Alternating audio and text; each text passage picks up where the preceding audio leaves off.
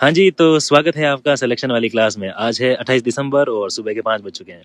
दुनिया सो रही है और हम अपने सपनों के लिए मैदान में उतर चुके हैं। आज हम टॉप करंट अफेयर्स को एमसीक्यूज के साथ पूरी डिटेल में समझेंगे ताकि खबर भी याद हो जाए और उससे जुड़ा कोई भी सवाल एग्जाम में ना छूटे। तो अपनी कलम और कॉपी उठा लीजिए और चलिए शुरू करते हैं। 28 दिसंबर 2025 राजस्थान समसामयिकी सभी प्रतियोगी परीक्षाओं के लिए अति महत्वपूर्ण। आज का मोटिवेशन है, कुछ भी नया करने में संकोच मत करो। ये मत सोचो कि हार होगी, हार तो कभी होती ही नहीं। या तो जीत मिलेगी या फिर सीख। और कभी भी ये मत सोचो कि इस बार हार जाऊंगा। हमेशा हारने के बाद आपकी जो शुरुआत होगी वो जीरो से नहीं, एक्सपीरियंस के साथ होगी। तो इसी के साथ चलते हैं पहले क्वेश्चन की तरफ। मुख्यमंत्री श्री भजनलाल शर्मा ने अरावली पर्वतमाला के संरक्षण के लिए किन विभागों को संयुक्त अभियान चलाने के निर्देश दिए हैं?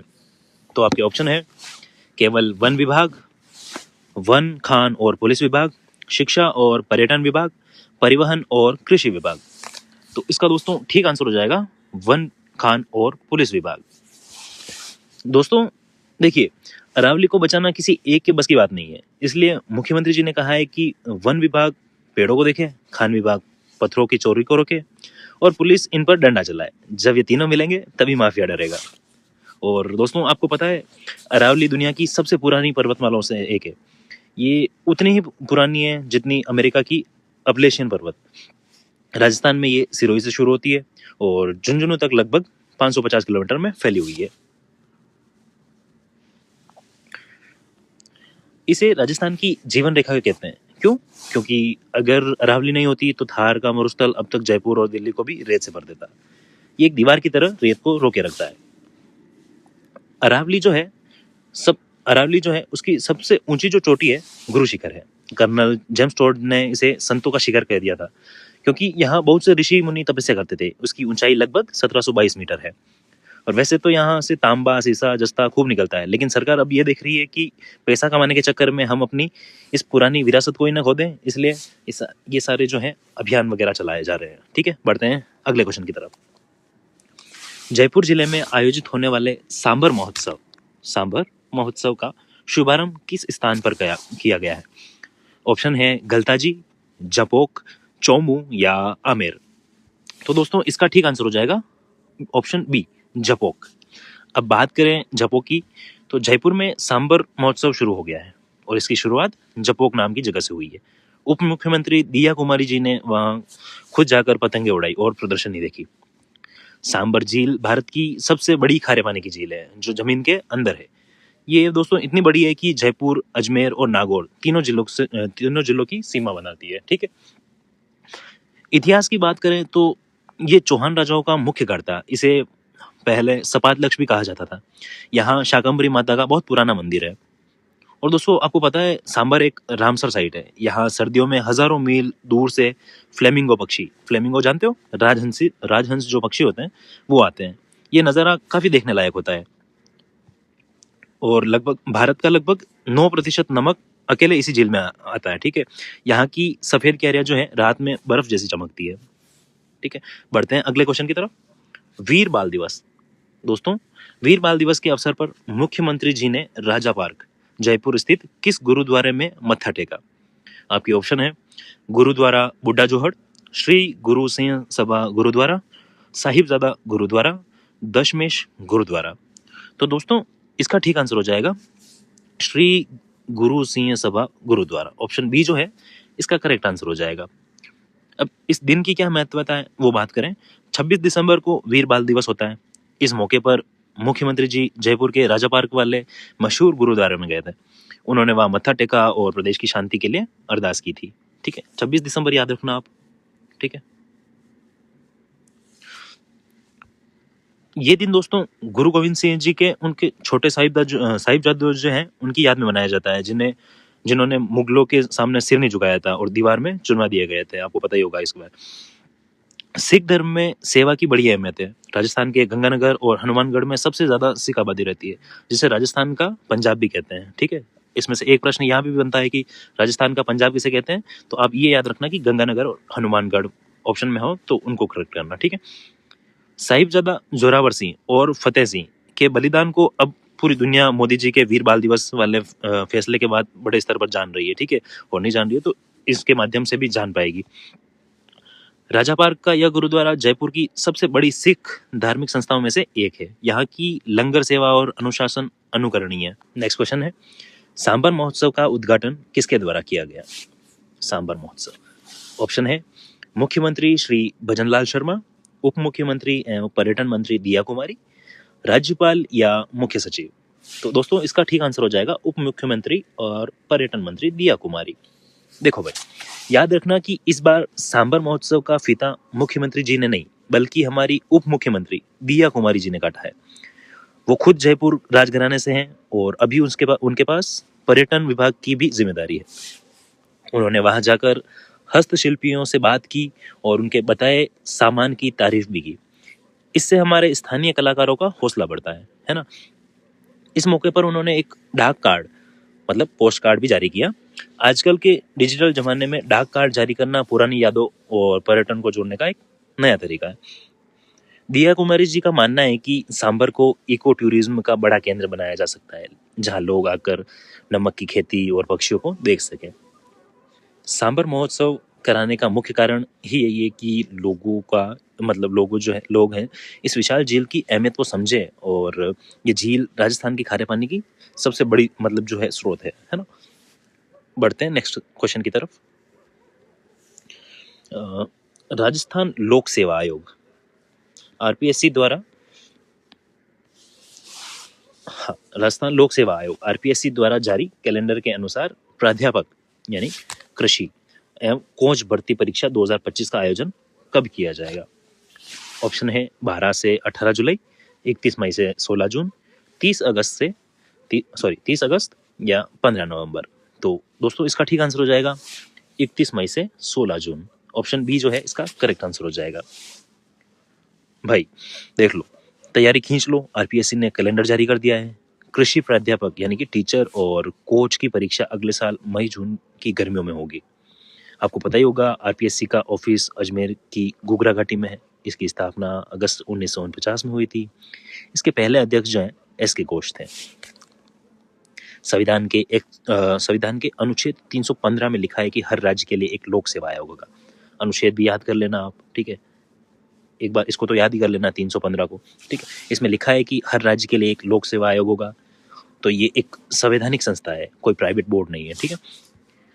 इस कैलेंडर में वरिष्ठ अध्यापक यानी कि सेकेंड ग्रेड की परीक्षा जुलाई में बताई गई है। तो ये साल वैकेंसियों का साल होने वाला है। सरकार ने वादा भी किया है कि अब पेपर लीक जैसी समस्या नहीं होगी और आरपीएससी पूरी कड़ाई से टाइम पर एग्जाम कराएगी, है ना। बढ़ते हैं नेक्स्ट क्वेश्चन की तरफ। मुख्यमंत्री ने अरावली को राजस्थान की कैसी धरोहर बताया है? ऑप्शन है अमूल्य प्राकृतिक धरोहर, ऐतिहासिक धरोहर, केवल धार्मिक धरोहर या औद्योगिक धरोहर। तो दोस्तों इसका जो ठीक आंसर हो जाएगा अमूल्य प्राकृतिक धरोहर। ऑप्शन ए जो है इसका करेक्ट आंसर हो जाएगा। मुख्यमंत्री जी ने अरावली को कोई मामूली पहाड़ नहीं बल्कि अमूल्य प्राकृतिक धरोहर कहा है। मतलब ये ऐसी चीज है जिसकी कोई कीमत नहीं लगा जा सकती, है ना। पता है आपको, अरावली उत्तर पूर्व की ओर जाती है और दिल्ली में रायसीना हिल्स जहाँ राष्ट्रपति भवन है इसका आखिरी हिस्सा है। अरावली एक जलवायु विभाजक का काम करती है। ये मानसून की हवाओं को रोककर पूर्वी राजस्थान में तो बारिश करती है, लेकिन पश्चिमी राजस्थान सूखा रह जाता है। यहाँ बात करें तो धोक के वन सबसे ज्यादा मिलते हैं। ये पहाड़ियाँ कई जंगली जानवरों जैसे पैंथर, तेंदुआ का घर भी है, ठीक है। चूंकि अरावली बहुत पुरानी है इसलिए इसके पत्थर बहुत मजबूत होते हैं। इसी वजह से यहाँ पे अवैध जो खनन है वो ज़्यादा बढ़ रहा है। आप देख सकते हैं हाल ही में अवैध खनन की बहुत ज़्यादा बातें हो रही है, जिसे अब सरकार रोकने के लिए सख्त हो रही है ना। बात करें अगले प्रश्न की, तो सांबर महोत्सव के दौरान पर्यटन मंत्री ने किस विशेष सामग्री का विमोचन किया? ऑप्शन है नई पर्यटन नीति, डाक कार्ड या सांबर गाइड बुक या लोक कला एल्बम। तो इसका ठीक आंसर हो जाएगा दोस्तों डाक कार्ड। ऑप्शन बी जो है इसका करेक्ट आंसर हो जाएगा, है ना। महोत्सव में एक खास पोस्ट कार्ड जारी किया गया है। ये इसलिए किया गया है ताकि जब सैलानी यहाँ पे आए, मतलब पर्यटन यहाँ पे आए, तो वो इसे याद के तौर पर ले जा सके, कहीं भी भेज सके, है ना। राजस्थान पर्यटन का नारा तो आपको याद ही होगा, पधारो मारे देश। सांबर महोत्सव इसी नारे को सच करने की कोशिश में है। इन कार्ड्स पर सांबर की खूबसूरती, नमक के ढेर और वहाँ आने वाले विदेशी पक्षियों की तस्वीरें छपी होती है। डाक विभाग और पर्यटन विभाग मिलकर अक्सर ऐसी चीज़ें निकालते हैं ताकि हमारी विरासतों का प्रचार दुनिया भर में हो सके। परीक्षा में पूछ सकते हैं कि सांबर महोत्सव में किसका विमोचन हुआ, तो सीधा डाक कार्ड पर टिक कर देना। ठीक है, बढ़ते हैं अगले क्वेश्चन की तरफ। वीर बाल दिवस किसकी शहादत को समर्पित है? ऑप्शन है गुरु गोविंद सिंह के साहिबजादों और माता गुजरी कौर, महाराजा सूरजमल, महाराणा प्रताप के पुत्रों, गुरु नानक देव जी। तो इसका ठीक आंसर हो जाएगा गुरु गोविंद सिंह जी के साहिबजादों और माता गुजरी कौर। ऑप्शन ए इसका करेक्ट आंसर हो जाएगा। नेक्स्ट है आरपीएससी कैलेंडर 2025 के अनुसार वरिष्ठ अध्यापक माध्यमिक शिक्षा और परीक्षा तिथि क्या तय की गई है? ऑप्शन है 26-27 जुलाई, 12 से 18 जुलाई, 13 से 16 अक्टूबर, 20 सितंबर। तो दोस्तों इसका जो ठीक आंसर हो जाएगा 12 से 18 जुलाई हो जाएगा। ऑप्शन बी इसका करेक्ट आंसर हो जाएगा। नेक्स्ट क्वेश्चन की बात करें, अरावली में अवैध खनन पर अंकुश लगाने के लिए मुख्यमंत्री ने किस बात पर सबसे अधिक जोर दिया? तो आपके ऑप्शन है नई खदानें खोलना, विभागों का आपसी समन्वय और कड़ी कार्रवाई, और वृक्षारोपण की मनाही, खनन शुल्क बढ़ाना। ठीक है, तो दोस्तों इसका ठीक आंसर हो जाएगा विभागों का आपसी समन्वय और कड़ी कार्रवाई। ठीक है, ऑप्शन बी जो है इसका करेक्ट आंसर हो जाएगा। देखो अक्सर क्या होता है कि पुलिस कहती है ये वन विभाग का काम है और वन विभाग कहता है कि ये खान विभाग का। मुख्यमंत्री जी ने कहा है कि अब ये बहाने नहीं चलेंगे, सब मिलकर काम करो, है ना। सब मिलकर काम करेंगे तो काम थोड़ा जल्दी भी हो जाएगा और आसान भी हो जाएगा। अब अरावली के जिलों में पुलिस को स्पेशल पावर दी गई है, जहाँ भी अवैध खनन दिखे तुरंत गाड़ियाँ जब्त करो और जेल भेजो। ठीक है, कोई मतलब यूँ आलतू फालतू की बातें नहीं, तुरंत कार्रवाई करो और जेल भेज दो, है ना।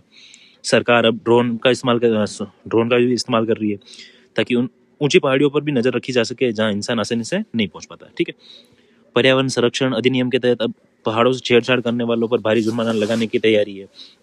मुख्यमंत्री ने आम लोगों से भी अपील की है कि अगर आप अपने आसपास पहाड़ करते हुए दिखें तो तुरंत प्रशासन को बताएं। ठीक है, नेक्स्ट क्वेश्चन की तरफ चलें। सांबर महोत्सव कितने दिवसीय कार्यक्रम के रूप में आयोजित किया जा रहा है? ऑप्शन है 2 दिवसीय, 3 दिवसीय, 5 दिवसीय या 7 दिवसीय। तो दोस्तों इसका जो ठीक आंसर हो जाएगा ऑप्शन सी 5 दिवसीय इसका ठीक आंसर हो जाएगा। ठीक है, ये सांबर महोत्सव पूरे 5 दिन चलेगा। इसका मतलब है कि सैलानियों के पास खूब समय है कि वो यहाँ की संस्कृति को और नमक के मैदानों का मजा ले सके। इन 5 दिनों में पतंगबाजी, लोक नृत्य, ऊंट की सवारी, फोटो प्रदर्शनी जैसे कई कार्यक्रम होंगे। ये महोत्सव दिसंबर के आखिरी हफ्ते में रखा गया है क्योंकि इस समय मौसम सुहावना होता है और प्रवासी पक्षी भी यहाँ पे आते हैं। फ्लेमिंगो जो मैंने राजहंस बताए थे। 5 दिन तक कार्यक्रम चलने से स्थानीय दुकानदारों, होटल वालों, टैक्सी चालकों की अच्छी कमाई हो जाती है। सांबर जयपुर से करीब 80 किलोमीटर दूर है, तो एक बढ़िया वीकेंड डेस्टिनेशन बन गया है। ठीक है, बढ़ते हैं अगले क्वेश्चन की तरफ। कनिष्ठ विधि अधिकारी भर्ती परीक्षा 2025 का आयोजन किस तिथि को होना निश्चित हुआ है? आपके ऑप्शन है 26 से 27 जुलाई, 30 अगस्त, 20 सितंबर या 29 नवंबर। तो दोस्तों इसका ठीक आंसर हो जाएगा 30 अगस्त।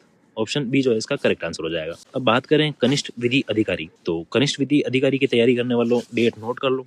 ठीक है, 30 अगस्त 2025 में है, मतलब देख लो गिने चुने दिन पड़े हैं, 2 दिन पड़े हैं खाली। ठीक है, आरपीएससी अक्सर अपनी बड़ी परीक्षाएं वीकेंड पर ही करवाता है, ध्यान रख लेना, ताकि सरकारी बिल्डिंग्स और स्टाफ आसानी से मिल सके, है ना। बढ़ते हैं अगले क्वेश्चन की तरफ। सांबर महोत्सव में उप मुख्यमंत्री ने किन स्टॉल्स का भ्रमण कर हस्तशिल्पियों का उत्साहवर्धन किया? सांबर महोत्सव में उप मुख्यमंत्री ने किन स्टॉल्स का भ्रमण कर हस्तशिल्पियों का उत्साहवर्धन किया? ठीक, ऑप्शन है automobile stall, craft and food stall, electronic stall या कृषि यंत्र स्टॉल। तो इसका ठीक आंसर हो जाएगा craft and food stall. Option B जो है इसका करेक्ट आंसर हो गया। देखो भाई, महोत्सव हो और खाना ना हो, तो दिया कुमारी जी ने वहां जाकर फूड स्टॉल का मजा लिया एक बार। तो यहाँ राजस्थान के पारंपरिक पकवान जैसे दाल बाटी, यहाँ की मशहूर मिठाइयाँ मिल रही है। क्राफ्ट स्टॉल पर हाथ से बनी चीजें जैसे मोजड़ियाँ, पत्थर की कलाकृतियाँ रखी गई है। जब बड़े नेता स्टॉल पर आते हैं तो उन छोटे कारीगरों को लगता है कि यार उनके काम की कदर तो हो रही है ना। ये पूरी कोशिश मतलब वोकल फॉर लोकल, जैसे मतलब कि जो स्थानीय जो लोग हैं उनको मतलब रोजगार देने के लिए है ना। तो विदेशी पर्यटकों को ये क्राफ्ट और फूड बहुत पसंद आता है, जैसे विदेशी मुद्रा भी देश में आती है ना, तो अपना विदेशी निवेश भी बढ़ता है। फॉरेन करेंसी जो भारत में आती है तो फॉरेन विदेशी मुद्रा जो अपने भारत की वैल्यू भी बढ़ती है ना। अब बात करें अगले प्रश्न की तरफ। मुख्यमंत्री के अनुसार गुरु गोविंद सिंह जी का जीवन किस बात का अनुपम उदाहरण है? तो आपके ऑप्शन है केवल व्यापार का, त्याग, तपस्या और बलिदान का, राजनीतिक विस्तार का, पर्यटन को बढ़ावा देने का। तो दोस्तों इसका जो ठीक आंसर हो जाएगा त्याग, तपस्या और बलिदान का। ऑप्शन बी जो है इसका करेक्ट आंसर हो जाएगा। ठीक है, नेक्स्ट है आरपीएससी कैलेंडर में सांख्यिकी अधिकारी विभाग सांख्यिकी विभाग की परीक्षा कब प्रस्तावित है? 15 नवंबर, 30 अगस्त, 27 दिसंबर या 16 जून। दोस्तों इसका जो ठीक आंसर हो जाएगा वो 15 नवंबर। ऑप्शन ए इसका करेक्ट आंसर हो जाएगा। ठीक है, तो सांख्यिकी अधिकारी आपको पता ही होगा, ये अधिकारी आर्थिक एवं सांख्यिकी निदेशालय के लिए चुने जाते हैं। इनका काम डेटा इकट्ठा करना और सरकार की योजना का विश्लेषण करना होता है। इसके लिए आमतौर पर इकोनॉमिक्स, मैथ या स्टैटिक्स में मास्टर डिग्री चाहिए होती है। ठीक है, और ये परीक्षा ज़्यादातर अजमेर या जयपुर में आयोजित की जाती है। आरपीएससी अब कोशिश कर रहा है कि एग्जाम के 3-4 महीने के अंदर रिजल्ट भी दे दिया जाता है कि भर्ती प्रक्रिया लेट नहीं हो। ठीक है, तो दोस्तों ये थे अब तक के टॉप 30 एमसीक्यू। मुझे उम्मीद है कि आपने हर पॉइंट को अच्छे से नोट किया होगा। जाने से पहले एक ज़रूरी बात कि क्लास कैसी लगी कमेंट में अपना फीडबैक ज़रूर देना, और आज के सवाल का जवाब ज़रूर देना, है ना। याद रखिए कि आपकी निरंतरता ही आपको सफलता दिलाएगी। अब मिलते हैं कल सुबह ठीक 5 बजे इसी जोश के साथ, इसी मंच पर। तब तक के लिए पढ़ते रहिए, आगे बढ़ते रहिए। जय हिंद, जय भारत।